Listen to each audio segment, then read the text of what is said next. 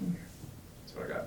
As a intellectual property attorney, I have to ask you about the value of patents and intellectual property in Yeah. assessing these companies and investing. Great question. So, good dovetailing with your Motorola question, obviously one of the big reasons why Google bought Motorola.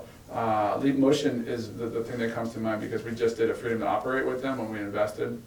So Microsoft has the Kinect, and they bought a bunch of companies and patents, a ton of patents in this space. So as an investor, we were petrified that you're going to throw $10, $12 million into something and get a cease and desist and a month later. So it's hugely important and hugely overlooked. It's really hard to do, and it's hard to get the access or enough knowledge about a company to check out their patents. You got to hire experts like yourself to really dig in there. If you don't have the folks on staff who are the math, engineering, product side, then and some of the partnerships don't, it's hard to even evaluate what comes back. We felt that there was a lot of room with Leap because there was much more software than hardware. There was breakthroughs on the math and software side. But these days, it's everything. And I know it's good business for you guys, but I'm sort of hoping it dies down a bit because it is getting a little ridiculous. Although I did like the outcome with the Apple-Google case that was dismissed this week or last week where the judge said, yeah, I just don't see any damages on either side. You're wasting everybody's time. I'm sure it'll get appealed and they'll spend another 4 years on it, but it's pretty interesting. There'll be a big sort of movement away from that. What do you think the solution is for the Facebook mobile network or platform? Well, I think it's fascinating. So I think mobile, from a consumer side, will live and die with Facebook.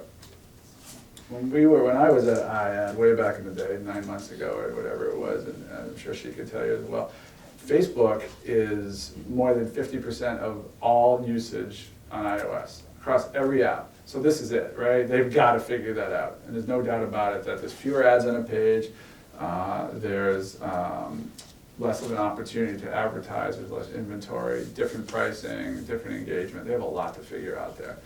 I don't think they've ignored advertising, but they really haven't spent a lot of time on it because I don't think Mark thought it was really important, whereas Twitter, who hasn't figured it out, has spent a lot of time on it at least.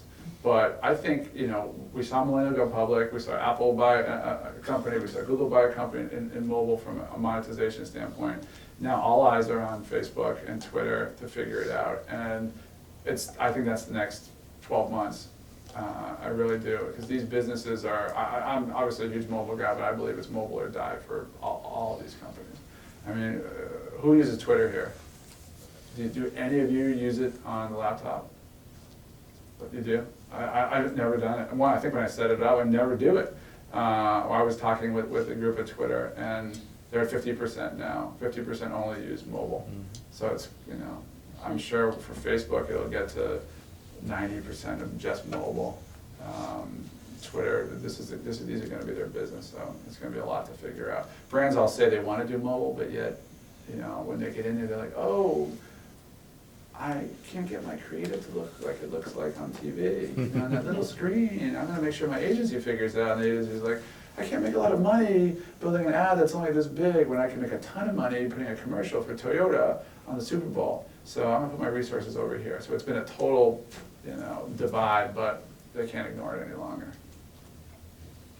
You can see I'm bitter with the brands. I have two questions. One would be, when Steve was buying your company, how was he in negotiations and working with them afterwards? And the second question was at HP. HP's been going through a lot of struggles, Yeah. management mess and so forth. So if you were running it, how would you change it? Oh, good job. I can answer the first part. Take a drink first. Yeah. We'll stick with the first part. HP, I don't really know a lot about HP, except we have friends who work there, and I think Meg Whitman's actually a pretty good operator. But I can tell you Steve stories. So we had a deal to sell the company for a little bit more money than we sold the company for until I had my meeting with Steve. So if that tells you his negotiating style. So we were done after about 4 or 5 hours in that meeting where he yelled at my co-founder and told me Waltham sucks. And he said, so what are we selling this company for? What are we buying this company for? He's looking at his CFO. And CFO tells him, and he says, I don't think you know this story.